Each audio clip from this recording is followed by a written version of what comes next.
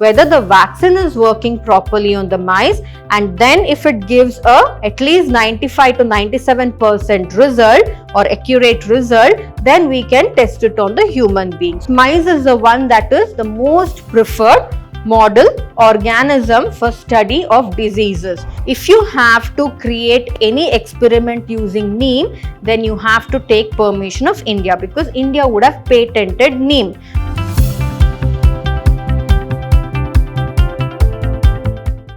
Hello everyone, a warm welcome to today's session on chapter 12 of 2nd PUC, that is biotechnology and its applications.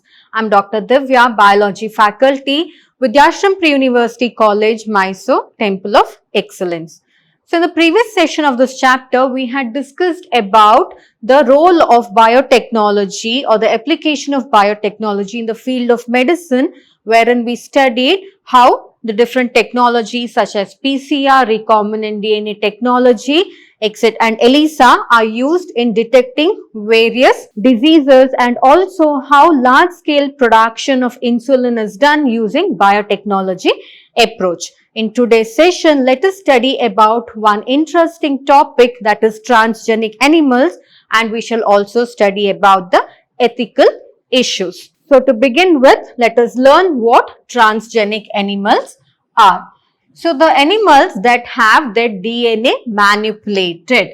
So DNA manipulated means other than the normal DNA sequence that they possess, the genes in that particular DNA sequence will be altered, or it will be changed, or from another organism the gene will be introduced into the host, so that that host genome will change. So that particular process which brings about a change in the DNA of that particular animal, and such animals are called as transgenic animals. So therefore, animals that have had their DNA manipulated in order to possess extra characters, so that they can express the extra characters or the extra foreign gene, are known as transgenic animals. So earlier, the best example we can take of is transgenic cows. So earlier the cows were producing very less amount of milk when compared to the cows that we have now. So the cows that we have now produces much more, 10 times the quantity of milk than the earlier breeds of cows that were there. Why? Because these cows that are available now are the transgenic cows. So that is one of the best examples. So apart from that, similarly, just like that, various other animals have been, the genes of various other animals have been manipulated to make them transgenic, wherein at present we have transgenic rats, rabbits, pigs, sheep, and transgenic cows, and also transgenic fishes have also been produced, although over 95% of all the existing transgenic animals are mice.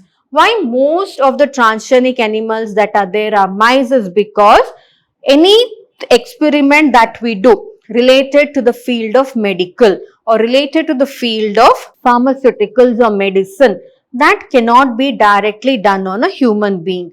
Earlier, they used to use monkeys as well, but nowadays they prefer mice. So that is why most of the transgenic, that is among all the other transgenic animals that have been developed, 95% population is occupied by the mice alone, because the mice is the one that is used in the laboratory for various experimental procedures. So let's see what are the importance of transgenic animals. So transgenic animals, they have normal physiology and development. So it can be used to study the normal physiology and development of a particular organism. So say for example, I can take the example of a mice. So we use mice to do our experimental studies. Why we prefer mice? Because it is said that when scientists went in for the genome sequencing of the mice or the DNA sequencing of the mice, they found out that mice has most of the sequences or the genes in mice is similar to that of the human beings. That is why instead of doing trials on human beings, it is not good, right? We cannot directly do a trial on human being. What happens if the person dies? So that is a big problem. But mice is actually a pest.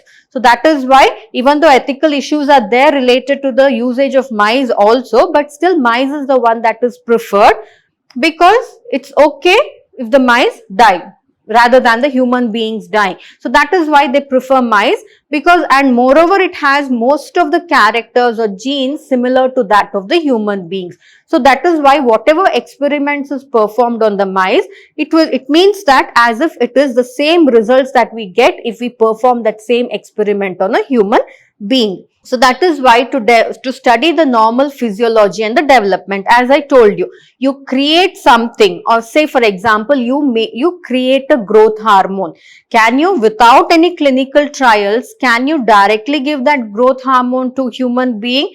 It might cause some adverse effects or side effects, right? Before letting it into the market or testing it on the humans, first it needs to be tested on the mice. So whatever physiological development occurs in the mice, based on that we can conclude that okay, these are the same physiological changes that is going to occur in a human being. So for that particular purpose, to study the normal physiology and development, the transgenic animals are preferred, and also to study diseases. So to study a disease, it is not enough if you study one person. Say for example, a person is suffering from smallpox. You can't bring that person who's, of course now smallpox is eradicated.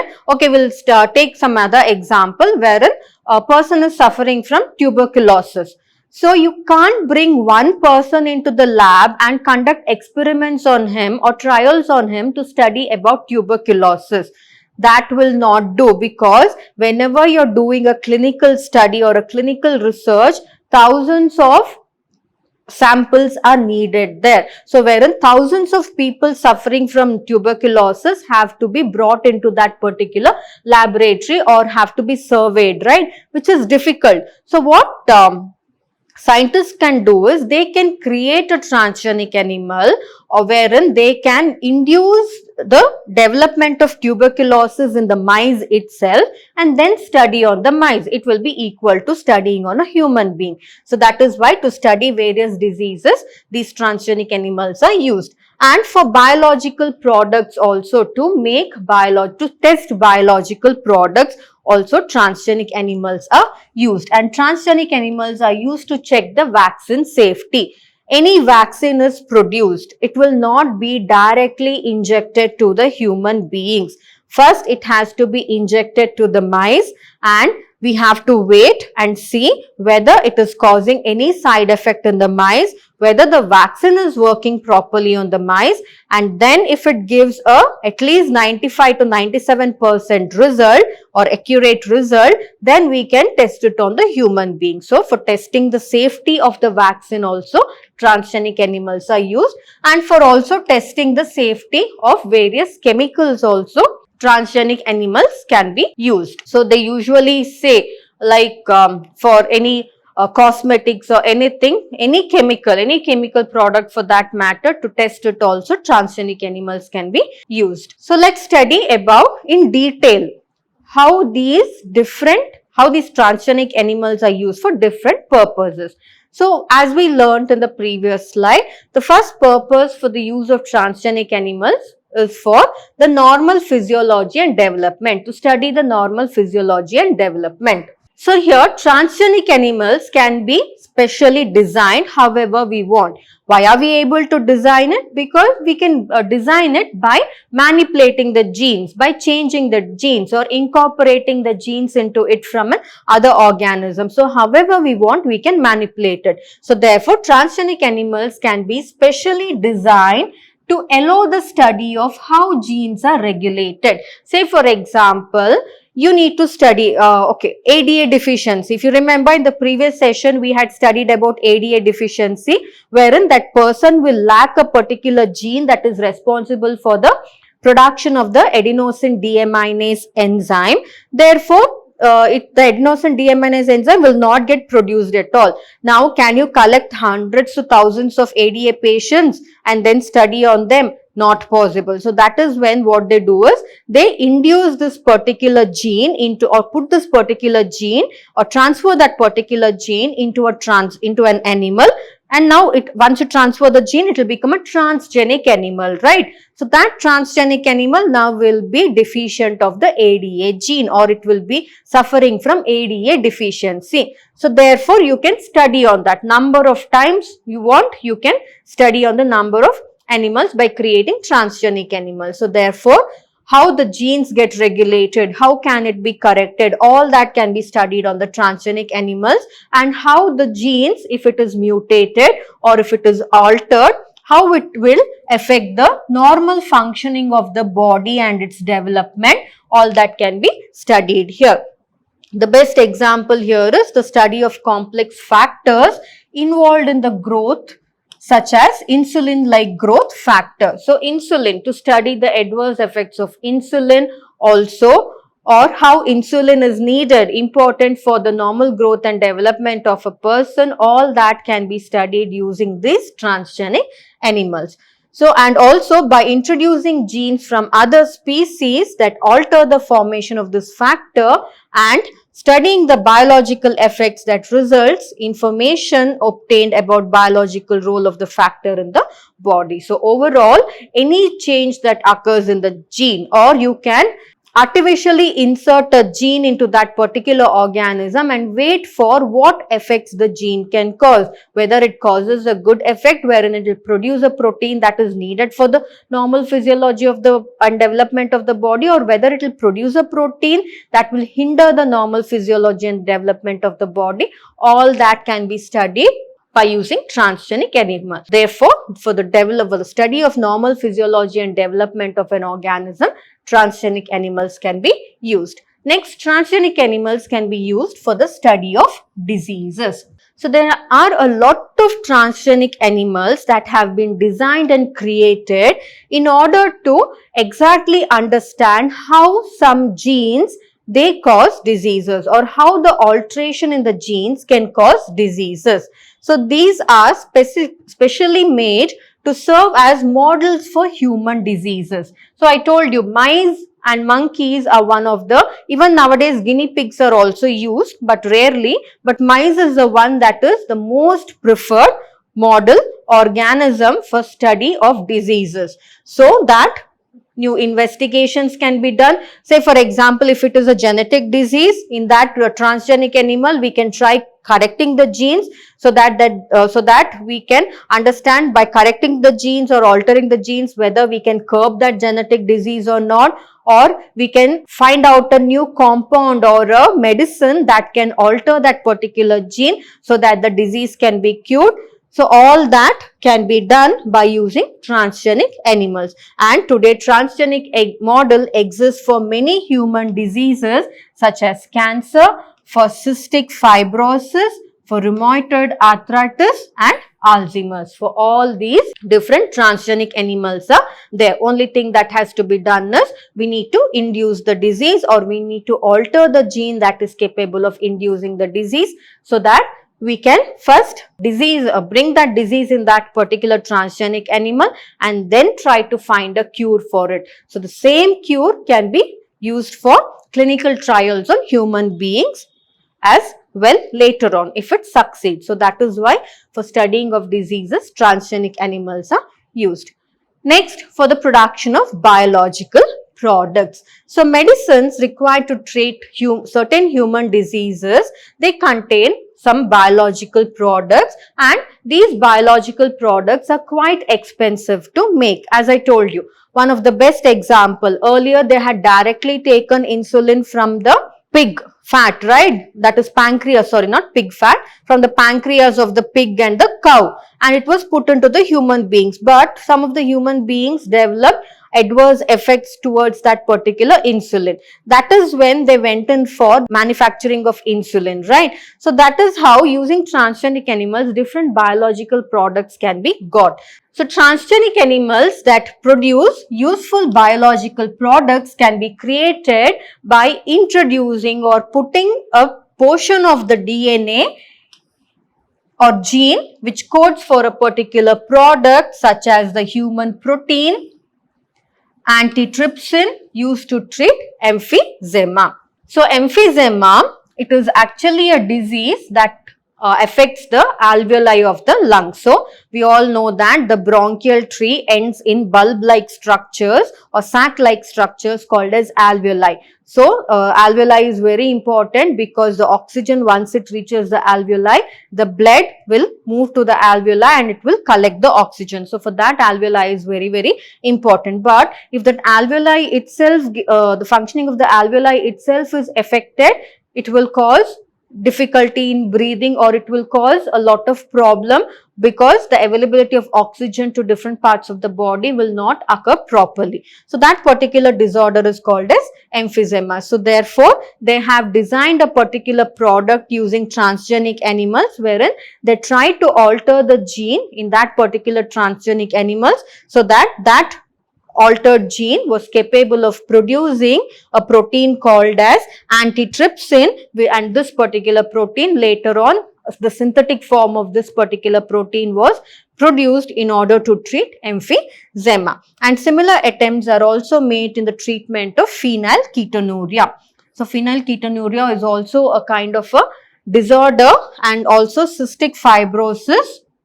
This disorder, all these can be treated by creating biological products using transgenic animals. Don't think that biological product gets produced inside the transgenic animal and it is used. No, transgenic animals are kept as a tool, so that in that particular transgenic animals, they will try to alter the gene and try to so that gene will produce a protein, and they will wait to see if that protein is capable of curing that disease or not. If that particular protein, if that is produced, if it is capable of curing the disease, then that protein, that gene will be isolated, clones of it will be made, and it will be produced in large quantities so that it can be administered into the host organism or to the human being. That is nothing but gene therapy. We have learnt about it in the previous session. So, that is how biological products are prepared. So, in 1997, the first transgenic cow, Rosie, was produced, and this transgenic cow was capable of producing a protein and human protein enriched milk. Now, this is a human protein enriched milk. Do you think that the cow will have this human protein? No, right? But of course, babies will get the human milk, but what about the adults? We adults, for milk, we depend on the cattle, right? So now, that human protein is capable of increasing the immunity of a person. So what they did was, because human milk is not available, what they did was that particular gene they isolated from the human's DNA, which was capable of producing that particular protein, and that gene they put it into a cow, and they named that cow as, now it became a transgenic cow. That transgenic cow was called as Rosie, and it was created in the year 1997. Now the gene got incorporated in the cow's DNA, and that DNA started to produce proteins, and that proteins got accumulated in the milk of the cow, and when human beings drank that milk, it caused a lot of benefits related to immunity in the human being. So that is how it was done. So it produced protein enriched milk, that is 2.4 grams of human protein were present per liter of the milk. So that is one of the important breakthroughs in the field of transgenic animals. And the milk contained human alpha lactalbumin. Lactalbumin is one of the important components of the milk, and was nutritionally, it was the most balanced product for human babies than the natural cow milk. So, especially for babies and kids, this milk that which was enriched with alpha lactalbumin was given, so that particular cow, that is the cow named Rosie, started to produce the milk which contained the human protein alpha lactalbumin, and it was highly nutritious, which could be given to the kids or the babies. So therefore, it actually worked like a natural cow milk itself. So that is how, not just that, even adults also could use this particular milk, consume this particular milk. So that is how biological products are produced using transgenic animals. Next is the use of transgenic animals to test the safety of vaccine. So as I told you, we cannot directly inject a newly discovered vaccine to a human being. First, we need to administer it into a particular animal, and then if it works out well, then only it can be administered to human beings. So transgenic mice are one of the best options that are used for studying the safety of a vaccine. So transgenic mice are being developed for the use in testing the safety of vaccines before they are used on human beings. And transgenic mice are being used to test the safety of polio vaccine. So polio vaccine was a breakthrough, right? Because earlier, how many children were suffering from polio disorders? But nowadays, it is said that polio has been completely eradicated from almost all the developing countries. Why? The reason for that is the discovery of the vaccination for polio in the form of drops, right? Do you think that first itself they started experimenting it on the children? No, they first experimented it on the mice, and if the mice was prevented from, and then the pathogen that was causing polio was injected into the mice. So what they do is actually they'll have this mice. So first they'll administer the polio vaccine to the mice, and later on they'll inject the mice with the pathogen that is responsible for causing this particular polio disorder. Now if the mice doesn't develop any polio disorder, it is understood that because polio vaccine has been put to the mice, that is why the mice did not develop any disorder. So now it is understood, and also any side effects was not seen in the mice. So that is how they started to use it for the human beings. So the first test for the safety of a vaccine was done using polio vaccine, wherein transgenic mice were used, and if successful and found to be reliable, they could replace the use of monkeys to test the safety of batches of the vaccine. So I told you earlier, monkeys were also used because the genome of monkey is also almost similar to that of the human beings. So that is why monkeys were also preferred. But having monkeys in a laboratory on a large scale is quite very difficult. Mice, it is easy to culture and grow, right? In a small cage, you can put about 50 to 60 mice in a small cage, but you can't do that for the monkeys. It is space consuming and it is not of great economical value also to raise these monkeys, but mice no such problem. So that is why nowadays mice has been replaced in the place of monkeys. Nowadays monkeys are not being used for vaccine testing, but mice or transgenic mice are the ones that are preferred. Next is the use of transgenic animals for chemical safety testing. So chemical safety testing is also known as toxicity safety testing. So chemicals can be toxic. For example, be it a paint. The paint that we use on the walls, that also liberates some volatile compounds, right? Those volatile compounds might cause a lot of skin problems and respiratory problems, especially in asthma patients. So that is the time what we can do, a simple experiment. You can take a box, you can paint the box with whatever paint. Say for example, there is a paint company who needs to release their paint to the market. Can they just release it like that without prior testing? No. So what they can do is they can go in for testing using the transgenic animals or the mice. So they can take a box, they can paint the box with their paint, and then they can put the mice in that. Now, if the mice doesn't suffer from any of the respiratory disorders or any of the skin problems, then it is understood, okay, the human beings can also tolerate. There is no such toxic chemical present in the paint, or even if it is present, it is so minimal that it will not cause any effect on the humans. Then if that is proved, then it can be sold in the market, right? Or it can be commercialized. So that is how for chemical testing, safety testing, they can use this transgenic animals. So the procedure is the same as that used for testing the toxicity of the drugs as well. So transgenic animals are made that carry genes which make them more sensitive to toxic substances, or there are some toxic substances which can alter the genes, which are carcinogenic in nature, which can alter the gene, or there is a chemist working in a chemical laboratory. So say for example, ethidium bromide. Ethidium bromide is, you have heard about ethidium bromide, right? While learning about gel electrophoresis. So it is used to stain the DNA fragments that have been separated on the gel electrophoresis plate. That ethidium bromide is actually known to cause cancer. It is carcinogenic. So to how extent is it true? All that study should be done. So what they can do is they can create transgenic animals having genes which can make them more sensitive to that particular toxic substance than the non-transgenic animals.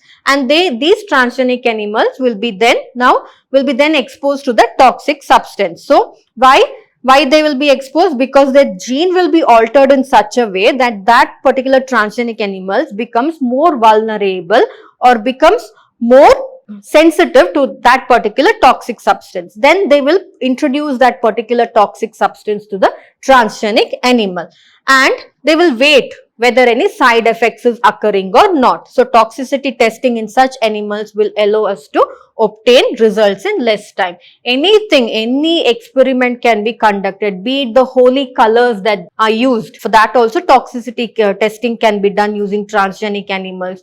So that is how for each and every chemical substance that exists on this earth, the chemical safety testing can be done using transgenic animals by altering the genes, wherein those genes are made even more sensitive towards the particular toxic substance. So next we'll move on to studying about an interesting topic, that is ethical issues. So the manipulation of living organisms by the human race cannot go any further without regulation. It means, say for example, you are a person who is into clinical research. So when you enter into clinical research, you cannot do the preliminary basic experiments, right? You'll have to do experiments involving a lot of mice, wherein you would have developed a product which you need to inject into the mice. Saying that, can you use lakhs together of mice or how many ever number of mice you want? No, it is against the ethical committee. You'll have to take the permission of the ethical committee, saying that this is the amount of mice that I require and this is the time duration for the experiment, and these are the chemicals that I'll be testing on the mice.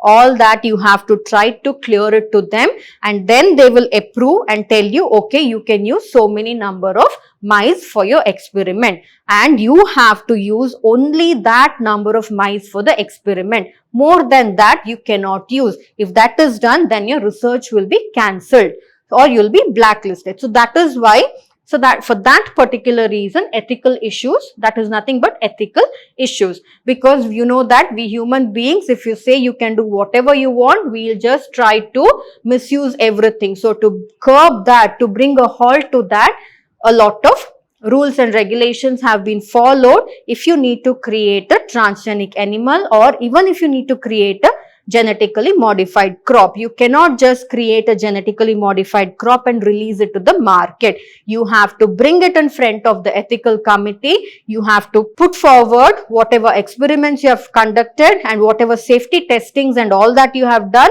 and if they are satisfied, then only you can release it to the market. So that is about ethical issue. So without any proper regulation, you cannot proceed with any experiments using transgenic animals. So some ethical standards are required to evaluate the morality of all human activities that might help or harm living organisms. So that is why. So people will start unnecessarily. They might become, they might start neglecting. They might think that, okay, what happens if it is mice? If I don't take care of them, what might happen? Let them die. I can get another batch of mice the next day for my experiment. No, that should not be there. Otherwise, it will create a lot of problem. Maybe the life of a lot of mice will be put to risk. So to bring a halt to all this, a lot of regulations and rules have been put forward. So going beyond the morality of such issues, the biological significance of such things is also very, very important. And genetic modification of organism can have unpredictable results. That's true, right?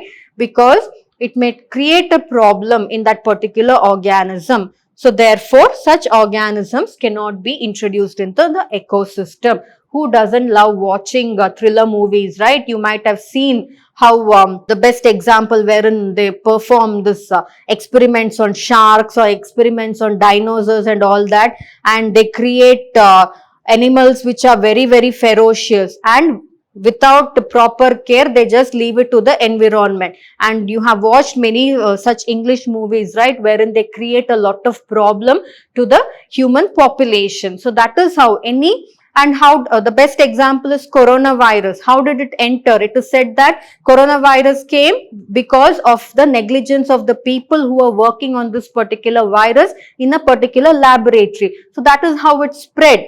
So that is the time when all these rules and regulations have to be put forward. You have to work within the limits of the rules and regulation itself, and any transgenic animal, say for example, you have worked taking a rat, you have worked on something on that rat. Now that rat is a transgenic animal. Can you just leave it like that? No, you cannot leave it to the environment. There are some rules and regulations that has to be followed during that time. So for everything, ethical issues will come into existence. So the Indian government has set up organizations such as GEAC, that is Genetic Engineering Approval Committee, which usually takes decisions regarding the validity of genetically modified research and the safety of introducing genetic modified organism for public services. Anything, say for example, of course, transgenic animals will not be let into the environment, but transgenic food, that is genetically modified food, can it just like that be let into the market? Who knows, it might, after the consumption of that, it might cause a lot of problems in the human beings. So that is a time when a lot of committees will be set up, and one such committee was set up by the Indian government, which is called as the GEAC. That GEAC will take the decisions, will look into your experiments, will study everything, and if they're satisfied with whatever results you have got and the number of trials you have made and everything, if they're satisfied, then only they will give the permission to market that particular product or market that particular genetically modified organism. So that is about the organization set up by the government. So the modification or usage of living organisms for public services such as for food and medicinal sources has also created problems with patents granted for the same. Here again, say for example, I'll take the example of neem. Neem, you can find it only in India. You cannot find neem anywhere else in the world. So therefore, if you have to make any experiment using neem, then you have to take permission of India, because India would have patented neem, because nowhere you can find neem. Even sandalwood. Sandalwood is found only in India, that too southern part of India. Nowhere in the other parts of the world you can find sandalwood. So that is when you want to work on sandalwood, when you want to make a product out of sandalwood, you have to take permissions. So that is because the country would have patented on it. So when a patent is taken on a product, or be it a simple thing, who doesn't love Maggi, right? Everybody loves noodles, especially Maggi. Do you think that that Maggi taste, do you think all the other noodles will taste the same? No. Why? Because they would have patented the recipe that they are using for the preparation of Maggi. That patent, because it is patented, other people cannot use the same recipe, or they cannot create the same Maggi. So that is one simple example I am giving you to make you understand. So that is how for any product, be it for any food or medicine source, without the approval of that particular country, wherever it is growing or wherever it is endemic to, you cannot use that. So that also comes under the ethical issue. So there is a growing public anger that certain companies are being granted patents for products and technologies that make use of the genetic materials as well as plants and other biological resources that have long been identified, developed and used by farmers and indigenous people of a specific country. The best example to make you understand this that I can take off is the use of basmati rice. Basmati rice is meant for India. India was the first country to have basmati rice. Basmati rice is not found anywhere in the world. Of course, now different varieties are there, but the origin for basmati rice is India. So, what they did using this basmati rice, we'll know about it. So, in 1997, an American company, they got the patent rights for basmati. Now, can that American company get the patent rights for basmati? No, it is not correct. Why? Because basmati originated from India. Therefore, India is the country that has to get the patent rights for basmati. But Indians fell back. They neglected that particular issue. Therefore, American company was the first company to apply for the patent. That is why they got the patent. So that is when a lot of protest, a lot of public anger and all arose in the country, stating that basmati is indigenous to India. It was developed in India. When it is from India, how can another country take patent for basmati rice? So that was a question of the people. So that is the time when ethical committees and all come into service. So here, as I told you, they actually took the patent. So what happens here is basmati originated in India. We are the people who are consuming basmati. But the US people, a company in US took patent for basmati. Now, though we are growing basmati in India, if we have to use basmati for various reasons, we'll have to take the permission of the US company. Is it correct? Because basmati's home is India, right? So that is all such problems or ethical issues get created. So this allowed the company to sell a new variety of basmati in the US and abroad. So what was this new variety? Let us look into. So this new variety of basmati had actually been derived from Indian farmers' variety. So what they did was they went in for plant breeding using the Indian basmati breed itself, and they created a new variety out of it. Now, if India had taken the patent, such situation would have not come. And the US, they were supposed to take permission if India had patented for basmati. But because India didn't patent it, the US grabbed that particular opportunity. So Indian basmati was crossed with a semi-dark variety and claimed as an invention or a novelty by the Americans. So that is how it is being misused, because India was a backward country then. People didn't know much about it, but nowadays it is not like that. We are one of the fast developing countries, right? So nowadays nobody can cheat us, but earlier this was how they had cheated, and this is one of the best example for an ethical issue here. And the patent extends to functional equivalent, implying to other people selling basmati rice could be restricted by the patent. So when US took the patent, that rice, we other people could not use it. They had to pay, or they had to take permission from the US company if they had to use that particular newly developed basmati rice.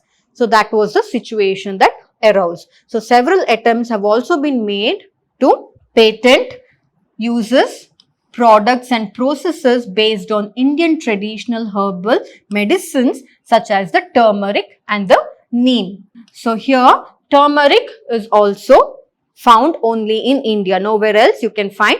Of course, in other Asian countries also turmeric is grown, but the origin for turmeric is India.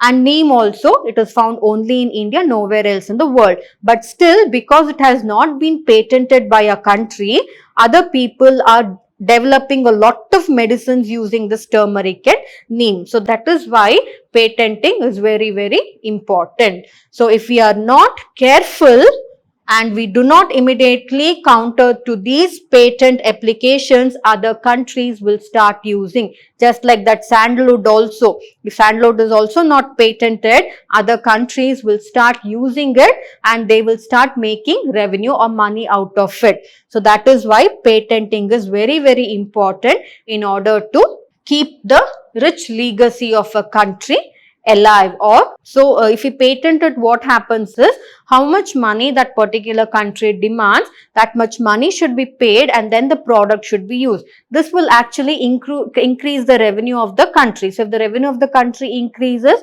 almost all infrastructure, facilities, everything will improve, right? So that is why patenting is very, very important for almost all the indigenous varieties that are there. So next we'll learn about one more term, that is biopiracy. So what is this biopiracy? Piracy means creating duplicate of it, right? Here biopiracy is creating a duplicate of a biological product. So biopiracy is the term used to refer to the use of bioresources by multinational companies and other organizations without proper authorization from the countries and the people concerned without compensatory payment. As I told you, the best example is neem and turmeric. Neem, a lot of medicines are prepared out of neem in different countries, right? But are they taking permission from India? No. Why? Because neem is not being patented. So that particular thing is called as biopiracy. Without taking permission from the country which is the origin for that particular plant material, you are using it for the preparation of various things for the benefit of your country. That is biopiracy.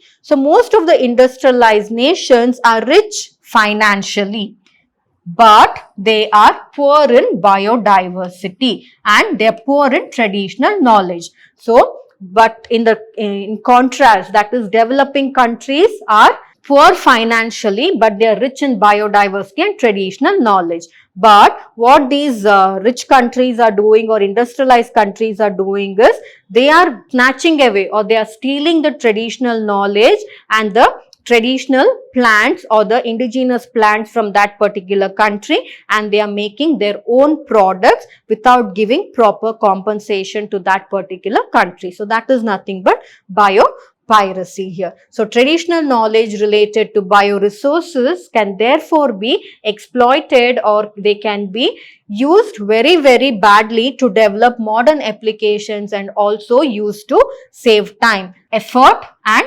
expenditure during the commercialization. Or else, if patenting was taken, a lot of procedures or formalities had to be followed. But because of not taking a particular patent, it leads to biopiracy, and therefore those companies within a short span of time, they will increase their revenue by making use of the bioresources that are present and the traditional knowledge that are followed by other countries or the developing countries. So there has been a growing realization of the injustice, inadequate compensation and benefit sharing between developed and developing countries. Therefore, some nations are developing laws in order to prevent such unauthorized exploitation, or in order to prevent biopiracy of their bioresources and traditional knowledge. So, traditional knowledge. In India, we have a lot of tribes who are having traditional knowledge. Just go to them and ask them about anything, they will not very easily open their mouth, because they don't want the knowledge to be given into the wrong hands. They want it to be preserved in their community itself, so that people will come searching for them and they can make money out of it. So that is how. But here, the traditional knowledge and bioresources are being stolen by other countries, and they are making revenue out of it. So that is nothing but biopiracy here. So the Indian Parliament has recently cleared the second amendment of the Indian Patents Bill. So they have released the Indian Patent Bill, wherein it states that it looks into consideration of certain issues, including patent terms emergency, provisions and research and development initiative. So a law has been passed wherein the problems into the traditional knowledge and biopiracy, all these has been taken care of, and immediate research and publications are taking place, because if you do research on that particular subject and publish it, then nobody else can steal your particular product. So for all those things, laws have been created. So overall, what we need to understand is, any product you create, or anything that is there in a particular country which is found nowhere else in the other country, before the developed countries misuses it, it is always better to get it registered or patented, so that the product will remain in the particular country where it has to be, and it will help the people in developing good revenue and also therefore improving the economy of that particular country. So this was about biopiracy. So I hope you understood this particular session. So with this, the chapter comes to an end. So we shall meet again in the coming sessions with a new chapter. Thank you.